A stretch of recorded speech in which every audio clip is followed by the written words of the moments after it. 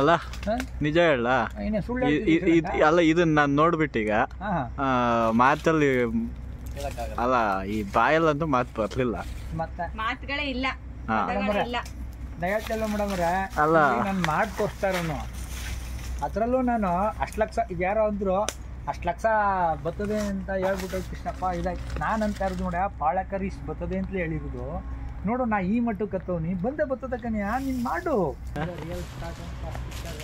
ಹೌದೌದು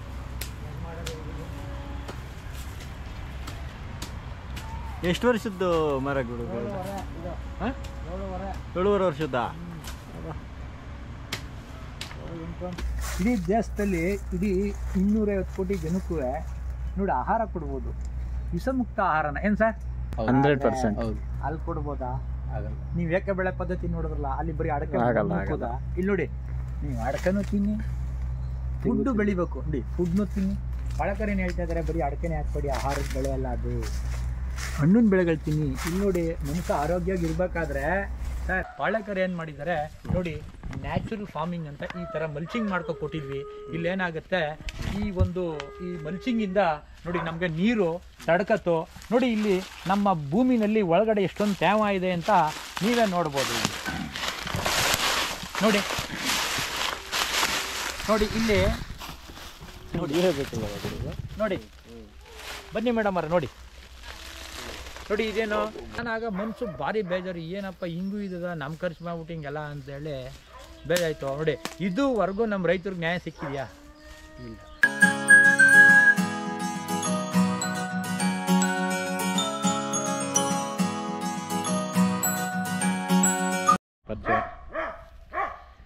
ಸರ್ ನಮಸ್ಕಾರ ನನ್ನ ಹೆಸರು ಬನ್ನೂರು ಕೃಷ್ಣಪ್ಪ ಅಂತೇಳಿ ನಮ್ಮೂರು ಬನ್ನೂರು ಟಿ ನರಸೀಪುರ ತಾಲೂಕು ಮೈಸೂರು ಡಿಸ್ಟಿಕ್ಕು ಕರ್ನಾಟಕ ನಾನು ಹಿಂದೆ ರಾಸಾಯನಿಕ ಕೃಷಿ ಮಾಡ್ತಾಯಿದ್ದೆ ನನಗೆ ಈಗ ಏಜು 55 ನಾನು SLC ಬಿಟ್ಟ ತಕ್ಷಣ SLC ಫೇಲ್ ಆಯಿತು ಅಲ್ಲಿಂದ ಈಚೆಗೆ ನಮಗೆ ಜಮೀನಿರೋದ್ರಿಂದ ನಾನು ಬೇಸಾಯಕ್ಕೆ ಬಂದೆ ಆಧುನಿಕವಾಗಿ ನಾವು ಕಬ್ಬು ಭತ್ತ ಬನ್ನೂರು ಅಂದರೆ ಭಾರಿ ಫೇಮಸ್ಸು ಹಸಿ ಭತ್ತ ಬಿಸಿ ಬೆಲ್ಲ ಮತ್ತು ಬನ್ನೂರು ಕುರಿ ಅಂತ ಈ 3 ಕೂಡ ಫೇಮಸ್ಸು ಇಲ್ಲಿ ನಮಗೆ ನೀರಾವರಿಗೇನು ತೊಂದರೆ ಇಲ್ಲ ಅಂಕನಾಡಲ್ಲಿ ನಾವು ಇಲ್ಲಿ ಹುಟ್ಟಿ ಈ ಆಧುನಿಕ ಕೃಷಿಯನ್ನು ನಾವು ಮಾಡೋಕ್ಕೆ ಸ್ಟಾರ್ಟ್ ಮಾಡಿದಾಗ ನೋಡಿ ನಾವು ಜಾಸ್ತಿ ಇಲ್ಲಿ ಕಬ್ಬು ಭತ್ತ ಬಾಳೆ ಜಾಸ್ತಿ ಕಬ್ಬು ಭತ್ತನೇ ನಾವೆಲ್ಲ ಕಬ್ಬನ್ನ ಬೆಳಿಬೇಕಾದ್ರೆ 15ರಿಂದ 20 ಸಾವಿರ ಖರ್ಚು ಮಾಡ್ತಾಯಿದ್ದೆ ಮತ್ತು ಭತ್ತ ಬೆಳಿಬೇಕಾದ್ರೆ 3ರಿಂದ 5 ಸಾವಿರ ಇದೆಲ್ಲ ಯಾವಾಗ ಅಂತಂದರೆ ಒಂದು 25 ವರ್ಷದ ಹಿಂದೆ ಒಂದು ಬಾಳೆ ಬೆಳಿಬೇಕು ಅಂತಂದರೆ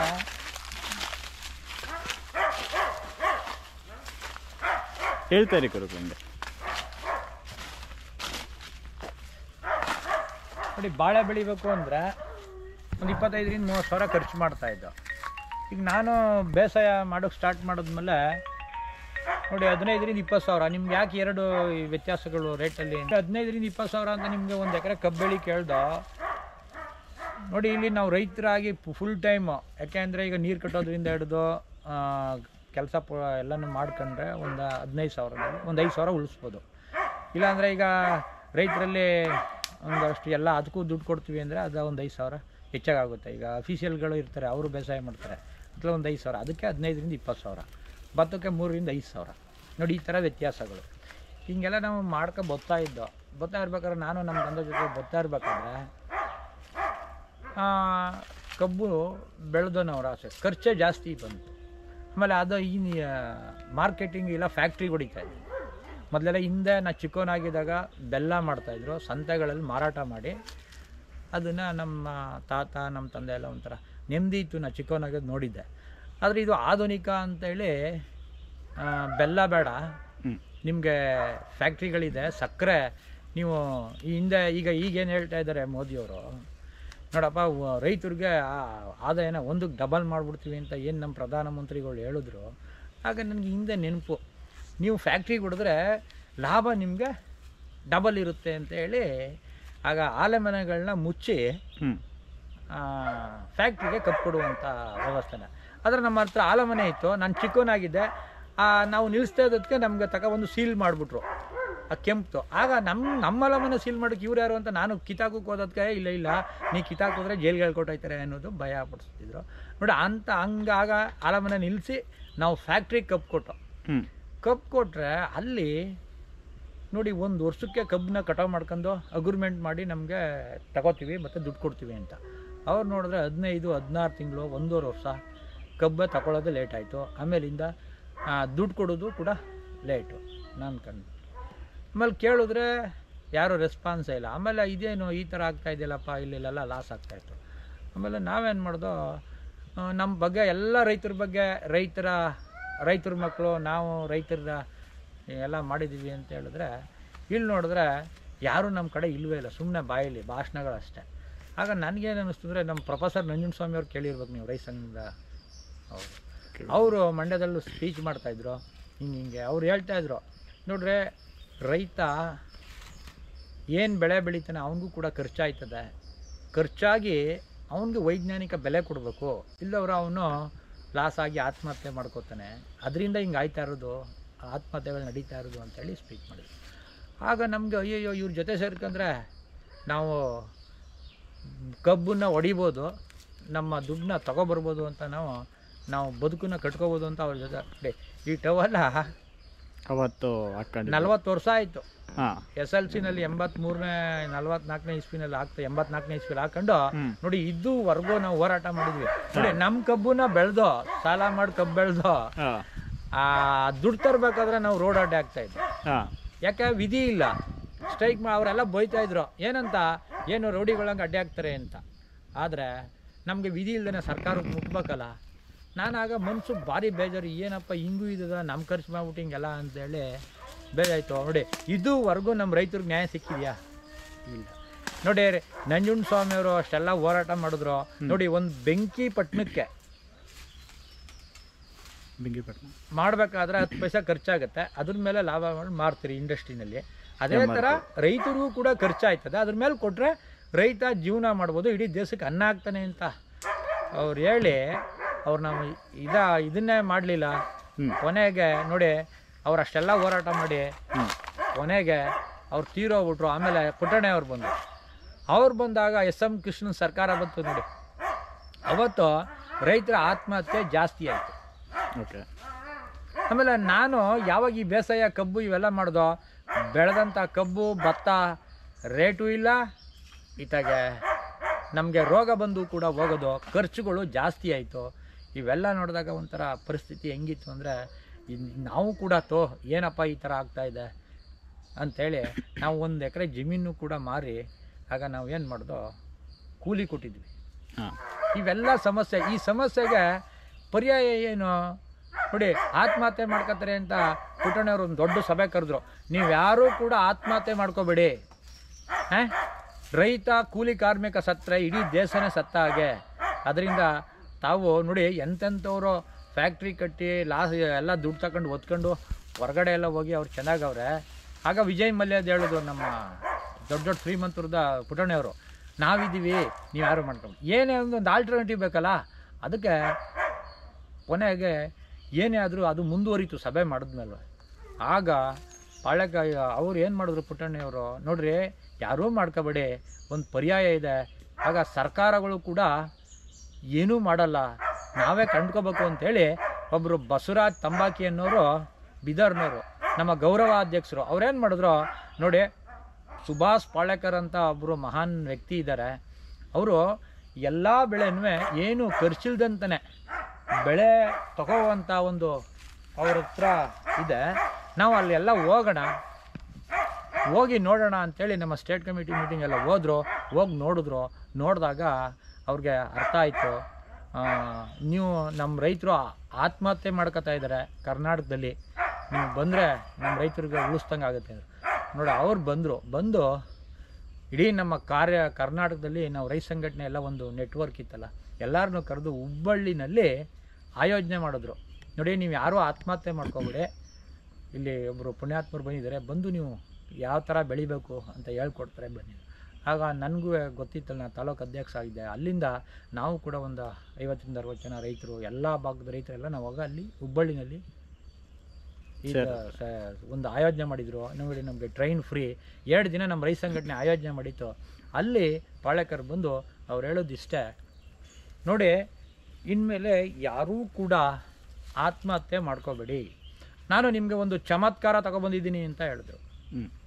ನಮಗೆ ಹಂಗಂದ ತಕ್ಷಣ ಭಯ ಆಯಿತು, ಇದೇನು ಈ ಥರ ಹೇಳ್ತಾ ಇದ್ದಾರಲ್ಲ. ಯಾಕೆ ಅಂದರೆ ನಮಗೆ ಭಯ. ನೋಡಿ, ಎಲ್ಲರೂ ಕೂಡ ಈಗ ನಾವು ರೈತರು 75 ಭಾಗ ಇದ್ದೀವಿ ನೋಡಿ, ಇನ್ನು 20 ಭಾಗ ಅಫಿಷಿಯಲ್ ಇದ್ದಾರೆ ನೋಡಿ, 5 ಭಾಗ ಬಂಡವಾಳ ಸಾಯಿಗಳಿರೋದು. ನಮ್ಮ ನಂಜುಂಡಸ್ವಾಮಿಯವ್ರು ಹೇಳ್ತಿದ್ದೋ ನೋಡಿ, ಬಂಡವಾಳ ಸಾಯಿ 5 ಜನ ಇದ್ದಾರೆ, 5 ಭಾಗ ಇದ್ದಾರಲ್ಲ, ಅವರು 20 ಭಾಗ ಅಫಿಷಿಯಲ್ನ ವಿದ್ಯಾವಂತರನ್ನ ತಗೊಂಡು ಇನ್ನು 75 ಭಾಗ ಶೋಷಣೆ ಮಾಡುವಂಥ ವ್ಯವಸ್ಥೆ ಈ ನಮ್ಮ ದೇಶದಲ್ಲಿ ನಡೀತಾ ಇದೆ. ಅದರಿಂದ ತಪ್ಪಿಸ್ಕೋಬೇಕು, ಅದಕ್ಕೆ ಹೋರಾಟ ಮಾಡಬೇಕು ಅಂತ ನಮಗೆ ತಿಳುವಳಿಕೆ ಕೊಡ್ತಿದ್ರು. ಯಾವ ಥರ ಹೇಗೆ ಅಂತಂದರೆ, ನೀವು ನೋಡಿರ್ಬೋದು ಇವತ್ತು ಅಷ್ಟೇ ನೋಡಿ, ಈ ಗೊಬ್ಬರನ ಹಾಕ್ಬಿಟ್ರೆ ಅವ್ರೇನು ಹೇಳೋದು ಈ ಥರ ನೋಡ್ರಿ, ನೀವು ಯಾರು ಮಂಡ್ಯದವರು, ಕಬ್ಬು ನೋಡಿ, ಅವ್ರಿಗೆ ಕಬ್ಬು ಅಂತ ಹೇಳಕ್ಕೆ ಮನವರಿಕೆ ಮಾಡ್ಕೊಬಿಡೋದು ಕಬ್ಬು ಅಂತ. ನೋಡ್ರಿ, ಈ ಗೊಬ್ಬರನ ಹಾಕ್ಬಿಟ್ರೆ 100 ಟನ್ ಕಬ್ಬು ಬರ್ತದೆ.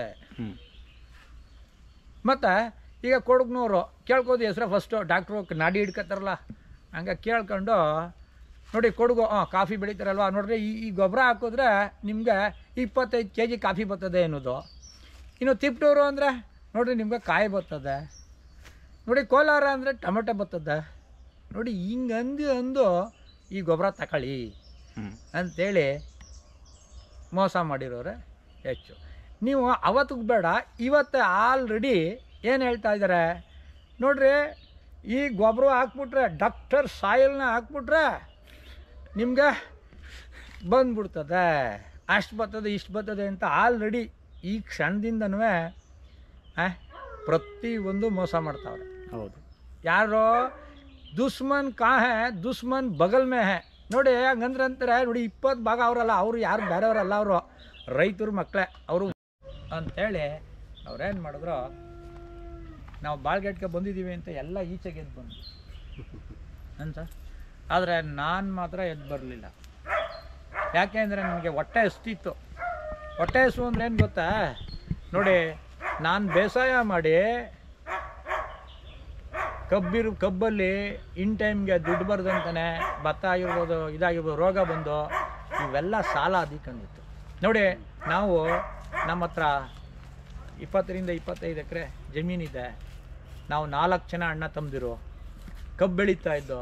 1,000-1,500 ಟನ್ ಗಂಟ ಕಬ್ಬು ಬೆಳೆದಿರ್ಬೇಕಾದ್ರೆ ನಾವು ಒಂದು ಸಾರಿಗೆ ನಾವು ಒಂದು ವರ್ಷಕ್ಕೆ 2ರಿಂದ 2.5 ಲಕ್ಷ ರೂಪಾಯಿನ ರಾಸಾಯನಿಕನ ನಾವು ಖರೀದಿ ಮಾಡ್ತಿದ್ವಿ. ನಾನು 2.5 ಲಕ್ಷ ರೂಪಾಯಿನ ಖರೀದಿ ಮಾಡಿದ್ರೆ ನಾನು ಯಾವ ಥರ ಇರಬೇಕು, ನನ್ನನ್ನು ಎಷ್ಟು ಗೌರವ ಕಾಣಬೇಕು ಒಬ್ಬ ಬಿಸ್ನೆಸ್ ಮ್ಯಾನು. ನನ್ನನ್ನು ನನ್ನ ಮನೆಯವ್ರನ್ನ ಯಾರನ್ನೋ ಕರ್ಕೊಂಡು ಹೋಗ್ತಾ ಇರ್ಬೇಕಾದ್ರೆ ಅವಾಗ್ಲೇ ಕರೆಯೋದು, ಬನ್ನಿ ಕೃಷ್ಣಪ್ಪರೇ ಅಂತ. ಆಗ ನಾವು ಬರ್ತೀವ, ನಾವು ಹೆಂಗ್ಸೂರು ಕುಣಿಸ್ಕೊಂಡು ಅವ್ರ ಅಂಗಡಿ ತಗೋಗವ ಹೊಟ್ಟೋಗೋದು, ನಮ್ಗೇನು ಗೊತ್ತಿಲ್ವಾ. ಆಗ ಇನ್ನೊಂದು ಸರಿ ಅದೇ ರೋಡಲ್ಲಿ ಬಂದರೆ ನಾನು ಕರೆದ್ರೂ ಹೊಟ್ಟೋದೆ, ನೀವು ನನ್ನ ದುಡ್ಡು ಮಡಗ್ಬಿಟ್ಟೋಗಿ ನೋಡಿ. ನನ್ನ ಹೊಟ್ಟೆ ಹಸು ಏನು ಗೊತ್ತಾ, ಆ ಸಾಲಕ್ಕೆ ಸಿಹಾಕೊಂಡಿದ್ದೀನಿಲ್ಲ, ಅದರಿಂದ ಬಿಡಿಸ್ಕೋಬೇಕು. ಅದಕ್ಕೆ ನಾನೇನು, ನನಗೆ ಈ ನೋವಿದೆ, ನಾನು ಬಂದಿದ್ದೀನಿ, ಅವ್ರು ಏನು ಹೇಳ್ತಾರೆ ಕೇಳೋಣ. ಆದರೆ ನಾನು ಒಂದೇ ಒಂದು ಪಾಯಿಂಟನ್ನು ಅರ್ಥ ಮಾಡ್ಕೊಂಡೆ, ಎಲ್ಲರೂ ಈ ಮೂಟೆ ತಗೊಳ್ಳಿ ದುಡ್ಡು ಕೊಡಿ ಹಾಕಿ ಅಂತ ಹೇಳಿ ಮೋಸ ಮಾಡಿರೋರೆ ಇಡೀ ಇವತ್ತು ಮಾಡ್ತಾ ಇರೋರೆ. ಆದರೆ ಇವ್ರು ಹಂಗಲ್ಲ, ನಿಮ್ಮದೇ ತೊಪ್ಪೆ ನಿಮ್ಮದೇ ಗಂಡ್ಲ ಒಂದು ಹಸುನಲ್ಲಿ ಇಷ್ಟು ಮಾಡ್ಬೋದು ಅಂತ ಹೇಳಿದ್ರಲ್ಲ, ಅಯ್ಯಯ್ಯೋ ನಮ್ಮ ತೊಪ್ಪೆ ನಮ್ಮ ಗಂಡ್ಲ ಹಾಕಂದು ಬೆಳಿಕೇನು, ಅವ್ರು ಏನು ಹೇಳ್ತಾರೆ ಕೇಳೋಣ ಅಂತೇಳಿ ನಾನು ಕೂತ್ಕೊಂಡೆ. ಆದರೆ ಅವರು ಒಬ್ರಿಗೆ ಪಾಠ ಮಾಡಲಿಲ್ಲ, ಅವ್ರು ಮಾಡೋದೇ ಇಷ್ಟು. ಆಗ ನಾನು ಹೊರಗಡೆ ಬಂದು ಕೇಳಿದೆ, ಯಾಕೆ ಇದು ಬಂದ್ಬಿಟ್ರಲ್ಲ ಅಂತ. ಅಯ್ಯೋ ಹಿಂಗೆಲ್ಲ ಆಗಿಲ್ಲ ಅಂದ್ಬಿಟ್ರು. ಇನ್ನು ಟ್ರೈನ್ಗೆ ಹೋಗ್ಬೇಕಾದ್ರೆ ವಾಪಸ್ಸು ನಾವು ಫ್ರೀಯಾಗಿ ಹೋಗ್ಬೇಕಾದ್ರೆ ಎಲ್ಲವನ್ನು ನಾವು ಗುಂಪಾಗಿ ಹೋದ್ರೂ ಮಾತ್ರ ಫ್ರೀ. ಆದರೆ ಇಲ್ಲಿ 2 ದಿನ ನಮ್ಮ ರೈತ ಸಂಘಟನೆ ಆಯೋಜಿಸಿತ್ತು, ಚೌಟ್ರಿ ಮಾಡಿತ್ತು, ಅಲ್ಲಿ ಊಟ ಗೀಟ ಎಲ್ಲ ರೆಡಿ ಮಾಡಿತ್ತು. ಟ್ರೈನ್ಗೆ ಇನ್ನು 2 ದಿನಕ್ಕೆ ವಾಪಸ್ ಹೋಗೋದು ನೋಡಿ. ದುಡ್ಡಿರೋರಿಗೆ ಹೋಗೋಕ್ಕೆ ಜ್ಞಾನ ಇಲ್ಲ, ಜ್ಞಾನ ಇರೋರಿಗೆ ದುಡ್ಡಿಲ್ಲ.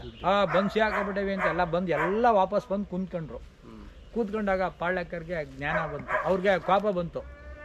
ನಾನು ಆತ್ಮಹತ್ಯೆ ಮಾಡಿದ್ದಾರೆ ಅಂತ ಅಲ್ಲಿಂದ ಬಂದಿದ್ದೀವಿ, ಆದರೆ ಇವರೆಲ್ಲ ಎದ್ದೋಟಾಯ್ತಾ ಇದ್ದಾರಲ್ಲ ಏನು ಅನ್ನೋದು ಕೋಪ ಬಂತು.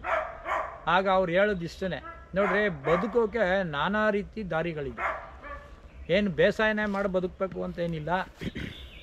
ಅವ್ರು ಹೇಳೋದು ಇಷ್ಟೇ, ನೋಡ್ರಿ ಇಲ್ಲಿ ಈಗ ನನಗೂ ಬುದ್ಧಿ ಇತ್ತು ನೋಡಿ. ಇವತ್ತು ರಿಯಲ್ ಎಸ್ಟೇಟ್ ಮಾಡ್ತಾ ಇರೋರು ಯಾರು? ಕಾರ್ಪೊರೇಟ್ ರೈತರು ಮಕ್ಕಳೇ, ಬೇರೆಯವರೆಲ್ಲ ಕಣ್ರಿ. ಈಗ ಏನು 90 ಭಾಗ ನಾವು ರೈತರಾವೆ, 89 ಭಾಗ ಅವರೆಲ್ಲ ರೈತರು ಮಕ್ಕಳೇ ಆಗವೆ. ರೈತರು ಮಕ್ಕಳೇ ಈಗ ಏನು ಮಾಡ್ತಾವ್ರೆ, ಬಂಡವಾಳ ಸಾಯಿ 5% ಇರುವಂಥ ಬಂಡವಾಳ ಸಾಯಿಗೆ ಇವರು ದಳ್ಳಾಳಿ ಕೆಲಸ ಮಾಡ್ತಾ ಇರೋದು. ನಾನು ಸೇರಿ ನಾನು ಆ ಕೆಲಸ ಮಾಡಬೇಕು ಅಂತಂದಿದ್ರೆ ನಾನು ಮಾಡುವೆ, ನನಗೂ ಬುದ್ಧಿ ಇತ್ತು. ಆದರೆ ನನಗೆ ಬೇಡ. ಪಾಳ್ಯಕ್ಕರ್ ಹೇಳೋದು ಇಷ್ಟೇ, ನೋಡ್ರಿ ನ್ಯಾಯವಾಗಿ ಬದುಕ್ತೀವಿ ಅನ್ನೋರು, ಸ್ವಾಭಿಮಾನವಾಗಿ ಬದುಕ್ತೀವಿ ಅನ್ನೋರು, ಮತ್ತು ಆರೋಗ್ಯದಿಂದ ಬದುಕ್ತೀವಿ ಅನ್ನೋರು ಮಾತ್ರ ಕೂತ್ಕೊಳ್ಳಿ. ನಿಮ್ಮ ರೈತ ಸಂಘಟನೆಯವರು ಆಯೋಜನೆ ಮಾಡಿದ್ದಾರೆ 2 ದಿವಸ. ಇಲ್ಲ ಅಂತಂದರೆ ನಾನು ಪಾಠ, ಒಂದು ಹುಡುಗ ಕೂತಿದ್ದು ಅದೊಂದು ಹುಡುಗನಿಗೆ ಪಾಠ ಮಾಡಿ ಹೋಗ್ತೀನಿ, ಇಲ್ಲ ಅಂದರೆ ಎದ್ದೋಗಿ ಆಚೆಗೆ ಅಂತಂದರು. ಆದರೆ ನನ್ನಲ್ಲಿ ಏನಪ್ಪ ಇತ್ತು ಅಂದರೆ, ನಾನು ನ್ಯಾಯವಾಗಿ ಬದುಕಬೇಕು ಮತ್ತು ಸ್ವಾಭಿಮಾನವಾಗಿ ಬದುಕಬೇಕು ಅನ್ನೋ ಛಲ ನನ್ನಲ್ಲಿ. ಆದರೆ ಇನ್ನು ಕೆಲವ್ರಿಗೆ ಆರೋಗ್ಯದಿಂದ ಬದುಕಬೇಕು, ಹಣ ಇದ್ದರೂ ಏನೇ ಅಲ್ವಾ. ಅಲ್ಲೇನಾಯ್ತು, ಎಲ್ಲ ಕೂತ್ಕೊಂಡು ಆಗ ಅವರು ಪಾಠ ಸ್ಟಾರ್ಟ್ ಮಾಡಿದ್ರು. ಇಷ್ಟೇ ಹೇಳೋದವರು, ನೋಡ್ರಿ ನೀವೆಲ್ಲ ಏನೇನು ಬೆಳೀತಾ ಇದ್ದೀರಿ, ನಾವೆಲ್ಲ ಮಂಡ್ಯದವರೆಲ್ಲ ಕೈ ಎತ್ತಿ ಅಂದರು. ನಾವೆಲ್ಲ ಮಂಡ್ಯದವ್ರು ಕೈ ಎತ್ತ, ಕಬ್ಬು, ನಾವೆಲ್ಲ ಮೈಸೂರು ಪಕ್ಕ ಅಲ್ವಾ, ಕಬ್ಬು ಜಾಸ್ತಿ ಬೆಳೀತಾರೆ. ಮತ್ತು ಭತ್ತ, ನಾವು ಕಬ್ಬು ಭತ್ತ ನೋಡಿ. ಇನ್ನು ಬಾಕಿ ಅವರೆಲ್ಲ ತೆಂಗು ಅವೆಲ್ಲ ಯಾರು ಬೆಳೀತಾ ಇದ್ದೀರಿ, ಅವರು ಕೈ ಎತ್ತಿ, ಎಲ್ಲರನ್ನೂ ಕೈ ಎತ್ತಿಸಿದ್ರು. ಎತ್ತಿಸ್ಬಿಟ್ಟು ನೋಡಿ ನೀವು ಎಲ್ಲ ಇಷ್ಟೆಲ್ಲ ಖರ್ಚು ಮಾಡ್ಕೊ ಬೆಳೀತಾ ಇದ್ದೀರಿ, ಇನ್ಮೇಲೆ ಏನೂ ಮಾಡುವಷ್ಟಿಲ್ಲ, ನೀವು ಏನೂ ಮಾಡ್ದಂತಲೇ ಇಷ್ಟು ಜೀವಾಮೃತ ಹಾಕ್ಕೊಂಡು ಮತ್ತು 130 ಎಕರೆ ಮಾಡ್ಬೋದು. ಅದು ಹೆಂಗೆ ಮಾಡಬೇಕು ಏನು ಅಂತ ನಾವು ನಿಮಗೆ ಹೇಳ್ತೀವಿ ಅಂತೇಳಿ ಪಾಠ ಸ್ಟಾರ್ಟ್. ಅವ್ರು ಇಷ್ಟೇ, ಈ ಕೃಷಿಯ ಹೆಸರು ಜೀರೋ ಬಜೆಟ್ ನ್ಯಾಚುರಲ್ ಫಾರ್ಮಿಂಗ್. ನೋಡ್ರಿ ಕೃಷಿನಲ್ಲಿ 3 ವಿಧ. ಒಂದು ರಾಸಾಯನಿಕ ಕೃಷಿ, 2ನೇದು ಸಾವಯವ ಕೃಷಿ, 3ನೇದು ನೈಸರ್ಗಿಕ ಕೃಷಿ. ಒಂದು chemical farm, organic farm, zero budget natural farming. ನೋಡ್ರಿ ನಾನು ಫಸ್ಟು ಮಾಡ್ತಾ ಇದ್ದದ್ದು ಕೆಮಿಕಲ್ ಫಾರ್ಮ್. ನೋಡಿ ಈಗ ನಾನು ಮಾಡ್ತಾ ಇರೋದು ಆರ್ಗ್ಯಾನಿಕ್ ಫಾರ್ಮಿಂಗ್ ಅಲ್ಲ, ನಾನಿಲ್ಲಿ ಮಾಡ್ತಾ ಇರೋದು zero budget natural farming, Subhash ಪಾಳ್ಯಕರರ ನೈಸರ್ಗಿಕ ಕೃಷಿ. ಅದನ್ನು ಇದ್ರ ಹೆಸರು ಸುಭಾಷ್ ಪಾಳ್ಯ ನೈಸರ್ಗಿಕ ಕೃಷಿ. ಇಲ್ಲೇನೂ ಹಾಕೋಷ್ಟಿಲ್ಲ. ನೋಡಿ ಇದಕ್ಕೇನಪ್ಪ ನ್ಯಾಚುರಲ್ ಫಾರ್ಮಿಂಗ್ ಅಂದರೆ, ಕಾಡಲ್ಲಿ ಯಾರೇನಾಗ್ತಾ ಇದ್ದಾರೆ, ಪಾಡಕಳ್ಳಿ ಹೇಳಿದ್ದು, ಯಾರೇನೂ ಆಗ್ತಾರೆ. ನೀವು ಕಾಡು ಬೇಡ, ರೋಡಲ್ಲಿ ಬರ್ತಾ ಇರ್ಬೇಕಾದ್ರೆ ನೀವು ಇಡೀ ಕರ್ನಾಟಕದಿಂದ ಎಲ್ಲರೂ ಬಂದ್ರಲ್ಲ, ರೋಡಲ್ಲಿ ಬರ್ತಾ ಇರ್ಬೇಕಾದ್ರೆ ಹುಣಸೆ ಮರ ನೋಡಿದ್ರಲ್ಲ, ಹುಣಸೆ ಮರ ಎಷ್ಟೊಂದು ಫಲ ಬಂದಿದೆ. ಯಾರೇನು ಹಾಕಿದ್ರು? ಹುಣಸೆ ಮರ ಒಂದೇ ಅಲ್ಲ, ಆ ಕಾಲಕ್ಕೆ ತಕ್ಕಂತೆ ಹೊಂಗೆ ಮರ, ಬೇವಿನ ಮರ, ಮಾವಿನ ಮರ, ಯಾವ್ಯಾವ ಗಿಡ ಮರಗಳಿವೆ ಅವೆಲ್ಲ ಫಲ ಬಿಡ್ತಾ ಇಲ್ವಾ? ಯಾರೇನಾರ ನೀರು ಕೊಟ್ಟಿದ್ರಾ, ಯಾರೇನಾರ ಔಷಧಿ ಕೊಟ್ಟಿದ್ರಾ, ಯಾರೇನಾದ್ರೂ ಟೆಕ್ನಾಲಜಿಯಲ್ಲಿ ಯೂಸ್ ಮಾಡಿದ್ರಾ? ಏನಿಲ್ಲ, ಬರ್ತಾ ಇಲ್ವಾ ಅಂದರು. ಆಗ ನೋಡಿ ನನಗೆ ಅದರ ಒಂದು ಪಾಳ್ಯಕರ್ ಹುಣಸೆ ಮರ ಹೇಳಿದ್ರಲ್ಲ, ಅಯ್ಯೋ ಸತ್ಯ ಅಲ್ವ ಇವ್ರು ಹೇಳ್ತಾ ಇರೋದು ಅಂತ ನಾನು ಬಜ ಕೂತ್ಕೊಂಡು ನೋಡಿದಾಗ ನೋಡಿ ಅವ್ರು ಒಂದು ಮಾತು ಹೇಳಿದ್ರು. ನೋಡ್ರಿ ಇಲ್ಲಿ 10 ಲಕ್ಷ ರೂಪಾಯಿ ಇದೆ ಅಂದರು, ಬ್ಯಾಗ ತೋರಿಸ್ಬಿಟ್ಟು. ನನಗೆ ಆಶ್ಚರ್ಯ ಆಯಿತು, ಇದೇನು 10 ಲಕ್ಷ ರೂಪಾಯಿ ತಗೊಬಂದು ಇಲ್ಲಿ ಮಾಡಿದ್ರು. ಅವ್ರು ಹೇಳಿದ್ರು, ಈ ಹುಣಸೆ ಮರದಲ್ಲಿ ಎಷ್ಟದೆ ಅಂತ ಫಲಾನ ಎಣಿಸಿ ಹೇಳ್ಬಿಟ್ರೆ ನಿಮಗೆ 10 ಲಕ್ಷ ರೂಪಾಯಿ ಯಾರು ಬೇಕಾದ್ರೂ ಎತ್ಕೊಳ್ಳಿ ಅಂದರು. ನೋಡಿ ಇದುವರೆಗೂ ಹುಣಸೆ ಬೆಳೆದಿರೋರೇ ಇರಲಿ, ಯಾರು ಇರಲಿ, ಯಾರು ಎಣ್ಸಿ ಹೇಳಿದಾರಾ? ಇಲ್ಲ. ಸತ್ಯ ತಾನೇ ಬಂದಿರೋದು. ನೋಡಿ ಏನೂ ಹಾಕಿಲ್ಲ, ನೀರು ಕೊಟ್ಟಿಲ್ಲ, ಔಷಧಿ ಹೊಡೆದಿಲ್ಲ, ಯಾವುದೇ GK ಟೆಕ್ನಾಲಜಿ ಯೂಸ್ ಮಾಡಿಲ್ಲ, ಹೊಸ ಟೆಕ್ನಾಲಜಿ ಯೂಸ್ ಮಾಡಿಲ್ಲ. ಆದರೆ ಈ ಎಣ್ಣಿಸಲಾರದಷ್ಟು ಅನ್ಕೌಂಟಬಲ್ ಹುಣಸೆ ಹಣ್ಣು ಬಿಟ್ಟದೆ ಅಂದರೆ ಮತ್ತೆ ಯಾಕೆ ಹಾಕ್ಬೇಕು? ನಮ್ಮ ಬೆಳೆ ಬೆಳೆಯೋದಕ್ಕೆ ಯಾಕೆ ಇವೆಲ್ಲ ಹಾಕ್ಬೇಕು, ಇದೇ ಇಲ್ಲಿ ಶೋಷಣೆಕಾರಿ ತಂತ್ರ. ಪಾಳಕರ್ ಹೇಳಿದ್ದು ಆಗ್ತಾನೆ ಬರುತ್ತೆ, ಹಾಕಿ ನಾವು ಏನು ಮಾಡ್ತಾ ಇದ್ದೀವಿ, ಖರ್ಚು ಮಾಡ್ಕೊಂಡು ಹಾಳಾಗಿ ಇವತ್ತು ರೈತ ಆತ್ಮಹತ್ಯೆಗೆ ಹೋಗಿರೋದು. ಹಾಕ್ಬೇಕಾಗಿಲ್ಲ ಅಂತ ಪಾಳಕರ್ ನಮ್ಗೆ ಮನವರಿಕೆ ಮಾಡಿ ಹೇಳಿದ್ರು. ಆಗ ನಮ್ಗೇನು ಅನ್ನಿಸ್ತು, ಒಂದು ಪ್ರಶ್ನೆನ ನಾವು ಅವ್ರಿಗೆ ಹಾಕ್ತು, ಸರ್ ಅವೆಲ್ಲ ಮರ ಗಿಡಗಳು, ಆದರೆ ನಾವು ಆಹಾರಕ್ಕೆ ಬೆಳೀತಾ ಇರೋದು ವಾರ್ಷಿಕ ಬೆಳೆ ಮತ್ತು ಅಲ್ಪಾವಧಿ ಬೆಳೆ, ಇಂಟರ್ ಕ್ರಾಪ್ಗಳು ಅಂತ. ಹಾಗಂದ್ರೆ ಕಬ್ಬು, ಭತ್ತ, ಬಾಳೆ ಮತ್ತು ಅಲಸಂದೆ, ಉದ್ದು, ಭತ್ತ, ರಾಗಿ, ಜೋಳ ಇವೆಲ್ಲ ಬರ್ತವ ಅಂತ. ಅವ್ರೇನಂತ ಹೇಳಿದ್ರು, ನೋಡಿ ಕಾಡಲ್ಲಿ ಒಬ್ಬೆಗಳಿದೆಯಲ್ಲ ಅದು ವರ್ಷದ ಬೆಳೆ, ಸಣ್ಣ ಪುಟ್ಟ ಕಳೆ ಗಿಡಗಳೆಲ್ಲ ಇಂಟರ್ ಕ್ರಾಪ್ಗಳು ಬರ್ತಾ ಇದೆ. ಆದರೆ ನಮ್ಮ ಜಮೀನಲ್ಲಿ ಯಾಕೆ ಬರ್ತಾ ಇಲ್ಲ ಅಂದರೆ ನೀವು ಮಾಡಬಾರ್ದು ಮಾಡ್ತಾ ಇದ್ದೀರಿ, ಆಗಬಾರ್ದು ಆಗ್ತಾ ಇದೆ. ಹಾಗಂದ್ರೆ ನೋಡಿ, ಹಿಂದೆ ಯಾವ ರಾಸಾಯನಿಕ ಔಷಧಿ ಏನೂ ಆಗ್ತಾ ಇರಲಿಲ್ಲ, ಹಸುವಿನ ಗೊಬ್ಬರನ ಚೆಲ್ಬಿಡೋರು, ಬೆಳೆ ಬರೋದು, ಮತ್ತು ಯಾವುದೇ ಔಷಧಿ ಇದು ಮಾಡ್ತಿರ್ಲಿಲ್ಲ, ಬೆಳೆ ಬಂದು ನೆಮ್ಮದಿಯಾಗಿ 100 ವರ್ಷ ಬಾಳಿ ಬದುಕಿದ್ರು. ಆದರೆ ಇಲ್ಲಿ ಇವತ್ತು ಹಾಕಿದ್ರೆ ಯೂರಿಯಾ ಹಾಕೋರು ಬರುತ್ತೆ, ಆಗ್ತಾ ಹೋದ್ರೆ ಇಲ್ಲ. ಯಾಕೆ ಅಂತಂದರೆ ಎಲ್ಲವನ್ನೂ ಆ ಒಂದು ವ್ಯವಸ್ಥೆ. ಇಂಡಿಯಾ ದೇಶದಲ್ಲಿ 100ಕ್ಕೆ 70 ಭಾಗ ಭೂಮಿನೇ ನಂಬಿ ಮಾಡ್ತಾ ಇರುವಂಥ ಜನ ಕ್ಲೀನ್ ಫಾರ್ಮ್ ಅಂತ ಈ ಗ್ರೀನ್ ರೆವಲ್ಯೂಷನ್ನ ಎಫೆಕ್ಟಿಂದ ಎಲ್ಲರೂ ಕ್ಲೀನ್ ಮಾಡಿ ಯೂರಿಯಾ ಎಲ್ಲನೂ ಹಾಕಿ ಅದೇನಾಯಿತು, ಕೆಪಿಲರಿ ಫೋರ್ಸಲ್ಲಿ ಬಾಯಿ ಬಿಟ್ಟಾಗ ನೋಡಿ ಅಲ್ಲಿ ಏನು ಕ್ಷಾರ ಕಟ್ಟಿತ್ತು ಅದೆಲ್ಲನೂ ತೆಗೆದು ಗಾಳಿಗೆ ಬಿಟ್ಟಾಗ ಅದಕ್ಕೇನೆ ಇವಾಗ ಉಯ್ಯೋ ಟೈಮಿಗೆ ಮಳೆ ಹುಯ್ತಾ ಇಲ್ಲ, ಉಯ್ದಿರೋ ಟೈಮಿಗೆ ಮಳೆ ಹೋಗಿ ಗ್ಲೋಬಲ್ ವಾರ್ಮಿಂಗ್ ಅಂದರೆ ಹವಾಗುಣ ಬದಲಾವಣೆ. ನೋಡಿ ಈಗ ಚೆನ್ನೈ ನೀರೇ ಇಲ್ಲ ಅನ್ನೋದು, ನೀರಿಂದ ಅದೊಂದೇ ಅಲ್ಲ, ಎಲ್ಲಿ ಏನು ಬೇಕಾದರೂ ಆಗ್ಬೋದು. ಈ ಗ್ಲೋಬಲ್ ವಾರ್ಮಿಂಗ್ ಏನಪ್ಪ ಅಂದರೆ ಯಾವಾಗುಣ ನಾವು ಮಾಡ್ತಾ ಇರುವಂಥ ಈ ರಾಸಾಯನಿಕ ಕೃಷಿ, ಈ ಗ್ರೀನ್ ರೆವಲ್ಯೂಷನಿಂದ ಎಫೆಕ್ಟ್ ಆಗಿರೋದು. ಅದಕ್ಕೆ ಇವಕ್ಕೆಲ್ಲ ಪರ್ಯಾಯ ನೋಡಿ, ನಾನು ಹೊರದೇಶಕ್ಕೆಲ್ಲ ಹೋಗಿದ್ದೀನಿ, ಇಡೀ ದೇಶದಲ್ಲಿ ಈ ಗ್ಲೋಬಲ್ ವಾರ್ಮಿಂಗ್ ಬಗ್ಗೆ ಕೋಟ್ಯಾಂತರ ರೂಪಾಯಿ ಖರ್ಚು ಮಾಡ್ತಾ ಇದ್ದಾರೆ. ಆದರೆ ಅದಕ್ಕೆಲ್ಲ ಪರ್ಯಾಯ ಎಲ್ಲಿದೆ ಅಂದರೆ ನೈಸರ್ಗಿಕ ಕೃಷಿನಲ್ಲಿ. ನೋಡಿ ಇಲ್ಲಿ ನಾವು ಮಲ್ಚ್ ಮಾಡಿದ್ದೀವಿ, ನೋಡಿ ಇಲ್ಲಿ ಕಾರ್ಬನ್ನು ಜಾಸ್ತಿ ಯಾವಾಗ ಹೊರಗಡೆ ಹೋಯ್ತು ಅದನ್ನು ತಡೆಗಟ್ಟಬೇಕು ಅಂತಂದರೆ ನೋಡಿ ಇಲ್ಲಿ ಏನಾಗಿದೆ, ರೈತರ 70 ಭಾಗ ಇರುವಂಥ ಜಮೀನಲ್ಲಿ ನೀವು ನೋಡ್ಬೋದು, ಪಂಜಾಬ್ ಸರ್ಕಾರ ಇವತ್ತು ಅದನ್ನು ತೋರಿಸ್ತಾ ಇತ್ತು, ಹೆಂಗೆ ಸುಡ್ತಾರೆ ಹುಲ್ಲ ಯಾವ ಥರ ಅಂತ. ನೋಡಿ ಇಲ್ಲಿ ಜಾಸ್ತಿ ಹೋಗ್ತಾ ಇರೋದು ಫ್ಯಾಕ್ಟ್ರಿಗಳಿಂದ ಒಂದು 20 ಭಾಗ ಇರ್ಬೋದು, ಜಾಸ್ತಿ ಬೇಸಾಯದಿಂದನೇ. ರೈತನಿಗೆ ಗೊತ್ತಿಲ್ಲದಂತನೇ ಈ ಒಂದು ಆಧುನಿಕ ಕೃಷಿಯಿಂದ ಎಲ್ಲ ನಾವು ಕಾರ್ಬನನ್ನು ತೆಗೆದು ಮೇಲಕ್ಕೆ ಹವಾಗುಣ ಕೊಟ್ಟಾಗ ಕೆಟ್ಟೋಗ್ತಾ ಇದೆ. ಇದಕ್ಕೆಲ್ಲ ಪರ್ಯಾಯ ಪಾಳಕರ್ ಏನು ಮಾಡಿದ್ದಾರೆ ನೋಡಿ, ನ್ಯಾಚುರಲ್ ಫಾರ್ಮಿಂಗ್ ಅಂತ ಈ ಥರ ಮಲ್ಚಿಂಗ್ ಮಾಡ್ಕೊ ಕೊಟ್ಟಿದ್ವಿ. ಇಲ್ಲೇನಾಗುತ್ತೆ, ಈ ಮಲ್ಚಿಂಗಿಂದ ನೋಡಿ ನಮಗೆ ನೀರು ತಡ್ಕತ್ತು. ನೋಡಿ ಇಲ್ಲಿ ನಮ್ಮ ಭೂಮಿನಲ್ಲಿ ಒಳಗಡೆ ಎಷ್ಟೊಂದು ತೇವ ಇದೆ ಅಂತ ನೀವೇ ನೋಡ್ಬೋದು. ನೋಡಿ ನೋಡಿ ಇಲ್ಲಿ ನೋಡಿ, ಬನ್ನಿ ಮೇಡಮ್ ಅವ್ರೆ, ನೋಡಿ ನೋಡಿ ಇದೇನು ನಾವು ಮಲ್ಚಿಂಗ್ ಮಾಡಿದ್ದಕ್ಕೆ ಹ್ಯೂಮಸ್ ಇದು. ನೋಡಿ ಇಲ್ಲಿ 1 kg ಹ್ಯೂಮಸ್ಸನ್ನು ನಾವು ರೆಡಿ ಮಾಡಿದ್ರೆ 6 ಲೀಟ್ರ್ ನೀರನ್ನ ವಾತಾವರಣದಿಂದ ಎಳ್ಕತ್ತೆ. ನೋಡಿ ಇಲ್ಲಿ ಕೆಪಿಲರಿ ಫೋರ್ಸ್ ಅಂತ ಅಂದ್ವಲ್ಲ, ಅವಾಗ ಅದು ಇಬ್ನಿ ಹೋಗುತ್ತಲ್ಲ, ಈ ಕೆಳಗಡೆಯಿಂದ ಇಬ್ನಿ ಹೋಗೋದು. ನೋಡಿ ಚಳಿ ಅವಾಗ ಸ್ಟಾರ್ಟ್ ಆಗೋದು. ಈಗ ನೋಡಿ ಎಲ್ಲ ಮಾಧ್ಯಮಗಳಲ್ಲಿ ಹೇಳ್ತಾ ಇದ್ದಾರೆ ಚಳಿ ಕಡಿಮೆ ಕಡಿಮೆ ಅಂತ. ಇಲ್ಲಿ ನೀರೇ ಕೆಳಗಡೆ ಹೋಗಿಲ್ಲ, ಭೂಮಿಯೇ ಬಾಯಿ ಬಿಡ್ತಾ ಇಲ್ಲ, ಅದರಿಂದ ಏನಾಯ್ತು, ಚಳಿ ಬರ್ತಾ ಇಲ್ಲ. ಇಲ್ಲಿ ನೀರೇ ಇಲ್ವಲ್ಲ, ಮೇಕ್ ತಗೋಕ ಇಬ್ನಿನ. ನೋಡಿ ಇಲ್ಲಿ ನೇಚರ್ ಏನ್ ಮಾಡುತ್ತೆ, ನೀವೆಲ್ಲ ಕಣ್ಣು ನೋಡಿರ್ಬೋದು, ಚಾಮುಂಡಿ ಬೆಟ್ಟದ ಮೇಲ್ಗಡೆ ಯಾರೂ ನೀರು ಕೊಟ್ಟಿಲ್ಲ. ಅಲ್ಲಿ ಗಿಡ ಮರ ಬದುಕುಳಿತವೆ ಅಂದರೆ ಅಲ್ಲಿ ಮಲ್ಚಿಂಗ್ ಇರುತ್ತೆ, ಒಂದು ಸಣ್ಣ ಗಿಡನೂ ಎದ್ದೊಳುತ್ತೆ, ಚೆನ್ನಾಗಿ ಬೆಳೀತದೆ. ಆದರೆ ಇಲ್ಲಿ ನಾವೇನಂತೀವಿ, ಒಬ್ಬ MLA MP ನಾನು ಚಾಮುಂಡಿ ಬೆಟ್ಟಕ್ಕೆ ಇಂತಹ ಬೆಟ್ಟಕ್ಕೆ ನೀರು ತಗೋದಿ, ನನ್ನನ್ನು MP ಮಾಡಿ MLA ಮಾಡಿ ಅಂತ ಹೇಳ್ತಾರೆ. ಆದರೆ ಇಲ್ಲಿ ನಿಸರ್ಗನೇ ತಗೋಯ್ತಾ ಇದೆ. ಇದನ್ನ ನಾವು ಅರ್ಥ ಮಾಡ್ಕೋಬೇಕು. ನೋಡಿ ಇಬ್ಣಿ ಬರೋದು ಯಾತ್ರಿಂದ ಹೇಳಿ, ನೋಡಿ ಈಗ ಇಬ್ಣಿನೇ ಇಲ್ಲ. ಯಾಕೆ ಅಂದರೆ ನೋಡಿ ಈ ಥರ ಆಗಿದೆ. ಅದರಿಂದ ನೋಡಿ ಇಲ್ಲಿ ಈ ಥರ ಮಲ್ಚಿಂಗು ಇದು ಕಾಡಲ್ಲಿದೆ. ಅದರಿಂದ ಸರ್ ಇಲ್ಲಿ ಏನಪ್ಪ ಅಂದರೆ ಗಿಡಕ್ಕೆ ಬೇಕಾಗಿರೋದು ನೀರಲ್ಲ, ತೇವಾಂಶ. 50% ತೇವಾಂಶ, 50% ಗಾಳಿ. ಅದರಿಂದ ನೋಡಿ ಇಲ್ಲಿ ಏನಾಗಿದೆ, ನಾವು ಮಲ್ಚಿಂಗ್ ಮಾಡ್ಕೊಂಡ್ರೆ ಸಾಕು, ಇದು ರೀಸೈಕಲ್ ಆಗ್ತಾ ಇರುತ್ತೆ. ಮತ್ತು ಇನ್ನೊಂದೇನಪ್ಪ ಅಂದರೆ ನೋಡಿ ಬೇಸಿಗೆ ಕಾಲ ಬಂತು. ಬೇಸಿಗೆ ಕಾಲ ಬಂದಾಗ ಭೂಮಿ ತಾನಾಗೇ ಮುಚ್ಚುತ್ತೆ. ಇನ್ನೊಂದು ಏನದು, ಕಂಟ್ರೋಲಿಂಗ್ ಫೋರ್ಸ್. ನೀವು ನೋಡಿ ಮುಂಗಾರು ಮಳೆ ಸ್ಟಾರ್ಟ್ ಆಗುತ್ತಲ್ಲ, ಯಾವಾಗ ಆಗೋದದು? March, April, May. ಫೆಬ್ರವರಿಯಿಂದ ಏನು ಮಾಡ್ತದೆ? ಮುಂಗಾರು ಮಳೆ. ನೋಡಿ ಅದು ಸುಮ್ಮನೆ ಬರಲ್ಲ, ಆರ್ಭಟಿಸಿ ಬರುತ್ತೆ. ನೋಡಿ ಮರನ ಅಳ್ಳಾಡ್ಸ್ಕೊಂಡು ನೋಡಿ ಹಿಂಗೆ ಬರುತ್ತೆ. ಆಗ ಬರಬೇಕಾದ್ರೆ ನೋಡಿ ಭೂಮಿ ಬಾಯ್ಬಿಟ್ಟಿತ್ತಲ್ಲ, ಅದೇನಾಯಿತು? ಮುಚ್ಚಿತು.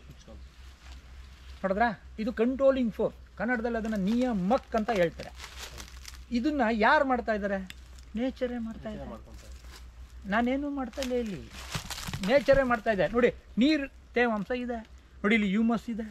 ನೋಡಿ ಹ್ಯೂಮಸ್ಸಿಂದ ನೋಡಿ ಅಲ್ಲಿ ನೋಡಿ ತೆಂಗಿನ ಎಳ್ನೀರು ನೋಡಿಲಿ, ಈಗ ಅಡ್ಡಕ್ಕೆ ನೋಡಿಲಿ, ಇಲ್ಲಿ ಕೋಕೋ ಎಲ್ಲವೂ ಬಂದಿದೆ, ನೀವು ನೋಡ್ಬೋದು. ಬನ್ನಿ. ಅದರಿಂದ ಈ 4 ಕರೆಕ್ಟಾಗಿ ಮಾಡಬೇಕು. ಇದನ್ನು ಫಿಲ್ಟರ್ ಮಾಡಬೇಕು. ಫಿಲ್ಟರ್ ನಾನೇನು ಮಾಡಿದ್ದೀನಿ, ಇದನ್ನು ಮಾಡಿದ್ದೀನಿ ನಾನು. ಈ 4 ಚಕ್ರನ ನಾನೇನು ಮಾಡ್ತಾ ಇದ್ದೀನಿ, ನಡ್ಸ್ಕೊ ಹೋಗ್ತಾ ಇದ್ದೀನಿ.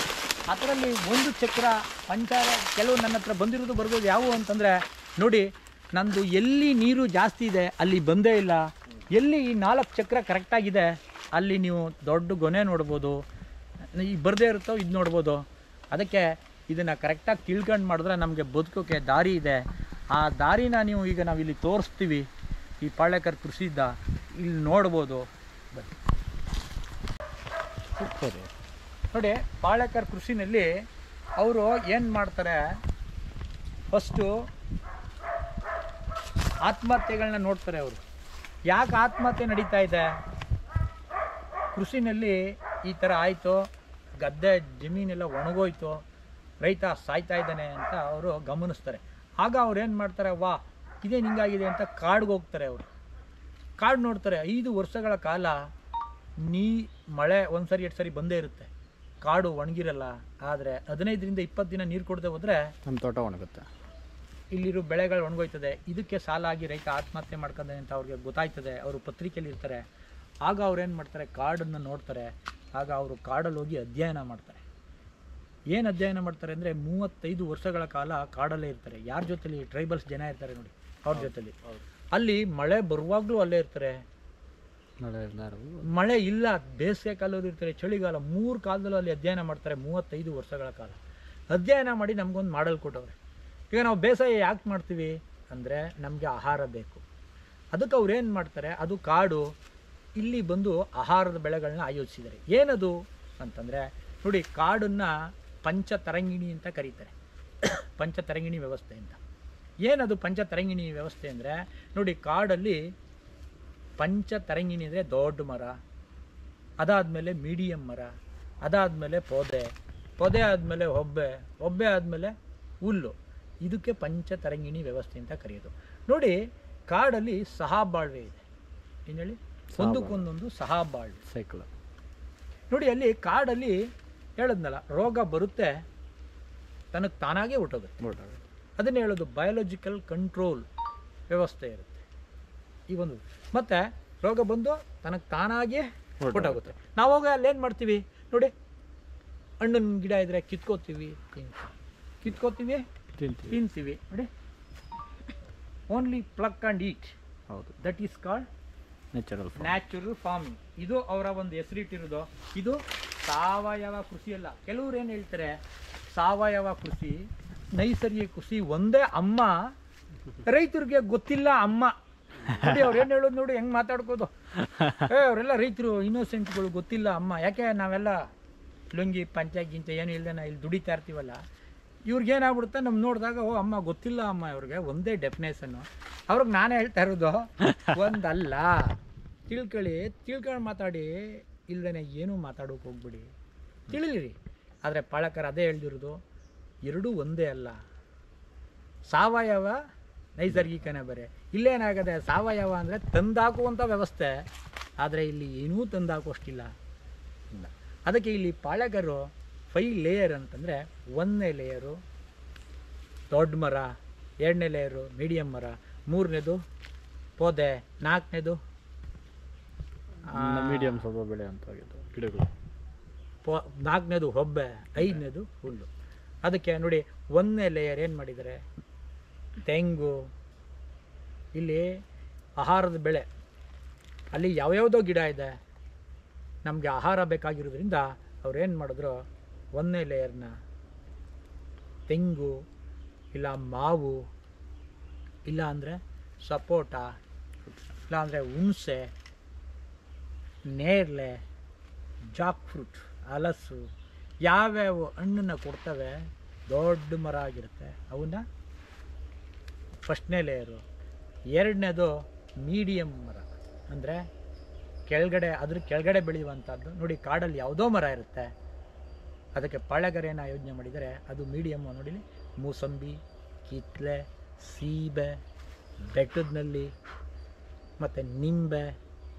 ಈಗ ಎಲ್ಲರೂ ಜಾಸ್ತಿ ಆಗ್ತಾ ಇರೋದು ಅವಾಕಾಡ ಹೇಳಿ, ಬೆಣ್ಣೆ ಹಣ್ಣು 300 ರೂಪಾಯಲ್ಲಿ, ಅದೇನೋ 200 ರೂಪಾಯಿ ಕೆಜಿಗೆ ಅಂತ. ಅವು ಇವೆಲ್ಲ ಮೀಡಿಯಮ್ ಮರ. ಮೂರನೇದು ಪೊದೆ ಆಕಾರ ಯಾವುದು ಅಂದರೆ, ನೋಡಿ ನಾವು ಇಲ್ಲಿ ಏನು ಮಾಡಿದ್ದೀವಿ, ಮೂರನೇದೇ ಪೊದೆ, ಬಾಳೆ. ಓಕೆ, ನೋಡಿ ಅಡಿಕೆ ಹಾಕಿದ್ವಿ ನಾವಿಲ್ಲಿ. ಫಸ್ಟು ತೆಂಗು ಫಸ್ಟ್ ಲೇಯರು, ಸೆಕೆಂಡ್ ಲೇಯರ್ ನೋಡಿ ಮೂಸಂಬಿ, ಓಕೆ, ಥರ್ಡ್ ಲೇಯರು ಬಾಳೆ ಅಡಿಕೆ, ನಾಲ್ಕನೇದು ನೋಡಿ ಕಾಫಿ ಕೋಕೋ, ನೋಡಿ ಐದನೇದು ನೋಡಿ ಅರಿಶಿನ ಶುಂಠಿ, ನೆಲದಲ್ಲಿ ಹುಲ್ಲು ಅದು ಹುಲ್ಲು ಜಾತಿವು. ನೋಡಿ ನಾವು ಇಲ್ಲಿ ಎಲ್ಲವೂ ಪೈಲೆ ಹಾಂ,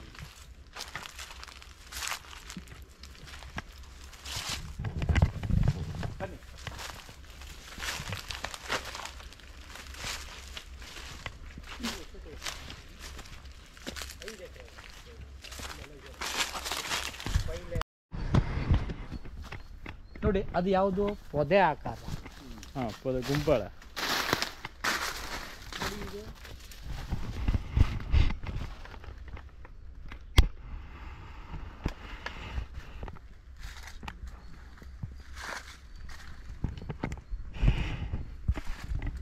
ಹೇಳಿ ಗುರುಗಳೇ. ಬನ್ನಿ ನೋಡಿ, ಈ 4 ಪ್ರಯತ್ನ ಮಾಡಿದ್ರೆ ನೀವು ಬೆಳೆ ನೋಡ್ಬೋದು. ಒಂದು ನೋಡಿ, ಇದು ಇನ್ನೊಂದು ನೋಡಿ, ಈ ನೈಸರ್ಗಿಕ ಕೃಷಿನಲ್ಲಿ ಒಂದನೇದು ಉಳುಮೆ ಇಲ್ಲ, ಎರಡನೇದು ನೀರು ಕೇವಲ 20%. ಯಾವಾಗ ಸಸಿನಲ್ಲಿ ಬೆಳೀತಾ ನೀರು ಬೇಕಾಗಿರಲ್ಲ. ಮತ್ತು ಆಳಿನ ಕೆಲಸ 10%. ಮತ್ತು ಯಾವುದೇ ರಾಸಾಯನಿಕ ಇಲ್ಲ, ಯಾವುದೇ ಔಷಧಿ ಇಲ್ಲ, ಏನಂದ್ರೆ ಏನೂ ಇಲ್ಲ. ಇಲ್ಲಿ ಬೇಕಾಗಿರೋದು ಬಂಡವಾಳ ಅಂತ ಒಂದೇ ಒಂದು ನಾಟಿ ಹಸು. ಆದರೆ ಇಲ್ಲಿ ತಿಳ್ಕೊಬೇಕಾಗಿರೋದು 3: ಒಂದನೇದು ಜ್ಞಾನ, ಎರಡನೇದು ವಿಜ್ಞಾನ, ಮೂರನೇದು ಅಜ್ಞಾನ. ಫಸ್ಟು ಈಗ ತೋಟ ನೋಡಿ, ಅದ್ರ ಬಗ್ಗೆ ಆಮೇಲೆ ಹೇಳ್ತೀವಿ. Damn.